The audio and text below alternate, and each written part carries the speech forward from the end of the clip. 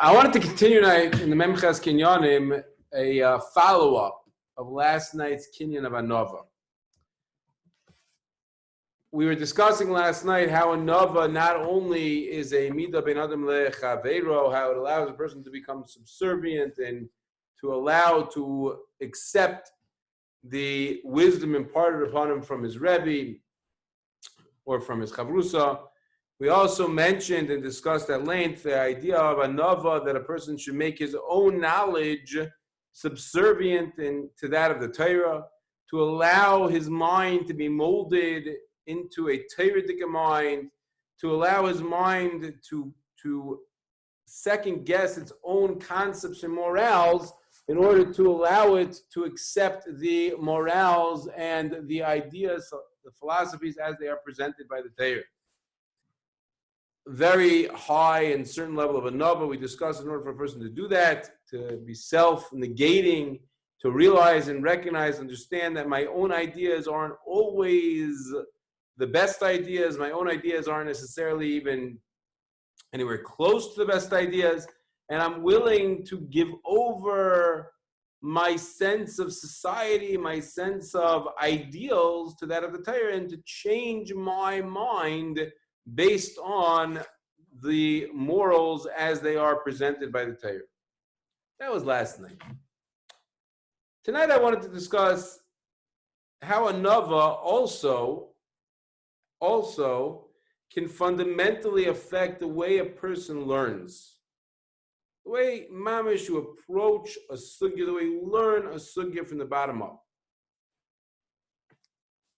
When I was in Kollel, I had a wonderful Rosh Kollel with my Rebbe Ari Mesorah, Frank Kirschenbaum, who frequently discussed with us a methodology in learning, a derech halimud. He would discuss with us that it's a little overwhelming to approach a sugya that you've never seen before. You're asked a shaila about something new, a new technology, a new methodology, a new business, and you're supposed to dissect and understand the inner workings and apply the halacha to the new shaila as it's presented to you. And Rav Kirschman used to tell us it's a very daunting task. Not only is it daunting and leads to a lot of anxiety, it's very nerve-wracking because the person, the shoel, is relying on you to understand everything accurately and give him a precise and accurate answer that stems with halacha. It's a very daunting task. So of course, when we used to tell us, when you have a new sugya, imagine you're looking at the sugya for the first time. You've never seen Ksubis Sadik Zayin yet, and this is the first time you're going to open the Gemara to look at Ksubis Sadik Zayin. The first time you're going to begin to understand the Shakavatariya, the Rashi, the Taisis, the Rishonim, the Achreinim, the Piskei Halacha that come out of it. It's the first time you're approaching the sugya. You've never seen it before in your life. Imagine as you begin to learn the sugya, you read through the Gemara, and you have a lot of questions because the Gemara is very unclear. It leads to a lot of difficulties, a lot of sveikos.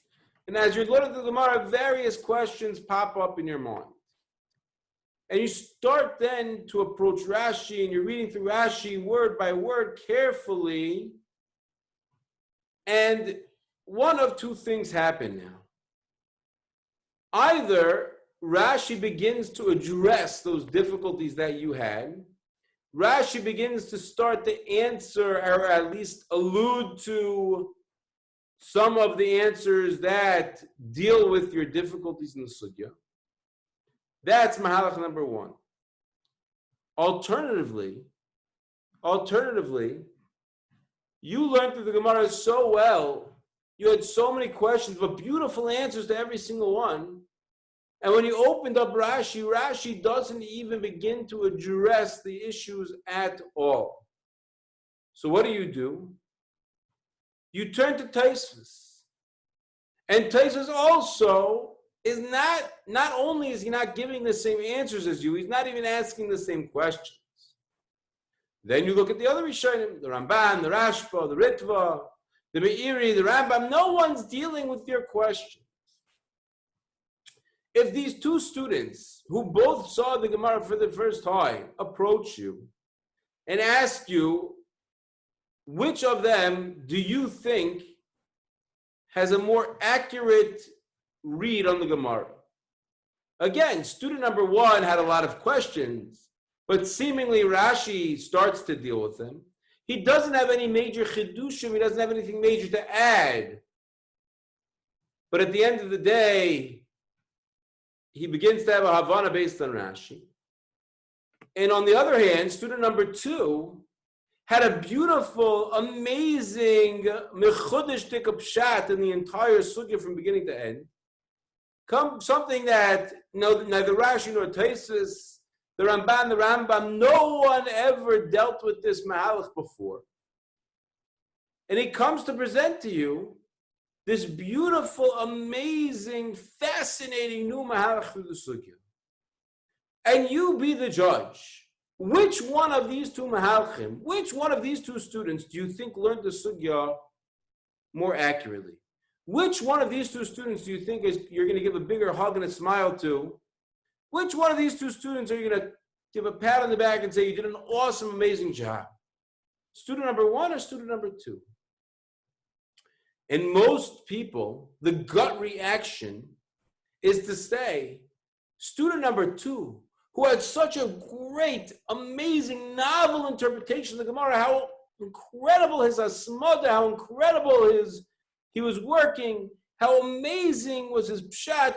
He's the one that student number one, at least he had a couple questions, he began to understand, but he doesn't really have a full of honey yet. And at the end of the day, all he really did was he got to Rashi. But student number two, amazing, look what he did. He reinterpreted the Gemara such a radical new way. How amazing could it be? And my Rebbe always used to say, you got it all wrong. He says, if you're learning the Gemara correctly, you'll find friends along the way. You'll find friends along the way. In other words, when we approach a sugya, and we have a deference and a respect for the Mesorah, we have a respect for the Gedolei Olam that came before us, it makes more sense that Rashi understood the Gemara accurately than it does that I did. And therefore, if I'm asking questions that Rashi never dreamed of, the problem is usually not with Rashi, but with me. Rav Yisrael Gustman was the Rosh Yeshiva of Netzach Yisrael in Yerushalayim. Before the Holocaust, he was on Chaim Oizer Grzinski's based in Vilna. He was appointed as a dayan on the base at the ripe old age of 18. By 18 years old, he was already a Baki Otzum in Shulchan Aruch Choshen Mishpat, one of the up-and-coming Gedolei Olam. It was clear and obvious to every single Bardas in Vilna and the surrounding area in Lithuania that Rabbi Yisrael Zev Gustman was going to be one of the next future Hall of Famers. He was going to be a member of the Moyetzes Gedolei HaTorah, one of the prime candidates for top dog in the pack. Rav Gustman used to have a very interesting, funny minhag. He used to go to the mountains for Ben Azmanim, like many other Gedolim would do, a breath of fresh air, a little vacation. However, Rav Gustman would go with his Gemara and Gemara alone. He would not take any other Sfarim with him. And he learned in a very interesting way. He would take a piece of paper and cover up the Gemara, the Rashi on the inside and the Tosfos on the outside, and he would read through the Gemara line by line, piece by piece, analyzing every single step along the way. And he decided that the best way for him to really learn the Gemara was to write his own Perush Rashi on every single Amud of Gemara that he learned. So as he's going through the Gemara with Rashi covered and all he could see was the text of Gemara itself, he would write his Perish Rashi down. And after he finished the Sugya, he would uncover the Rashi and he'd begin to compare notes. He'd begin to go through the Gemara, to chaz the Gemara and say, how come I didn't say like Rashi over here? What's the chiddush of Rashi on this line? Why doesn't he explain it the way I did? And he used to understand and realize every single step along the way what Rashi's chiddush was and where he made a mistake, where he went wrong. And Rav Gustman said his biggest chidushim came from that.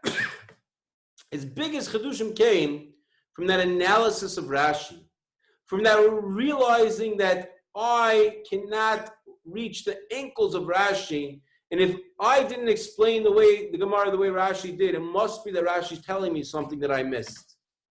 Gusman's famous for his kuntrasei shiurim, big, fat, thick svarim. They look like the Gemara Baba Basra, Baba Basra, with tremendously long essays, ma'arachos, where he analyzes mamish the entire Gemara, the sugya from beginning to end, every little detail along the way.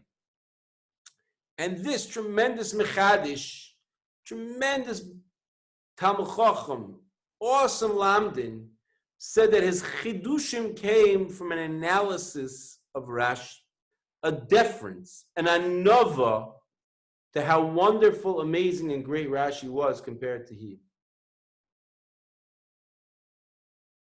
If you learn the Gemara correctly, you'll find friends along the way.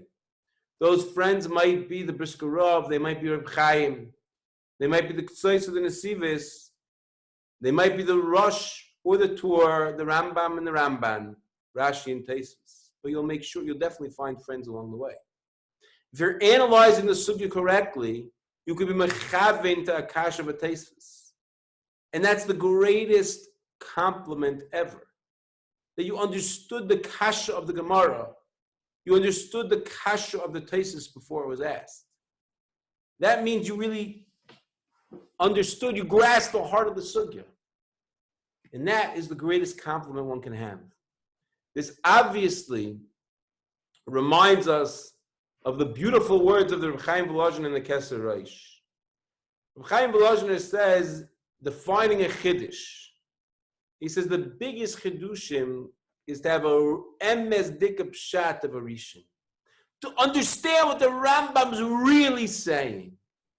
That's the biggest chiddush ever. It's so easy to distort the Torah.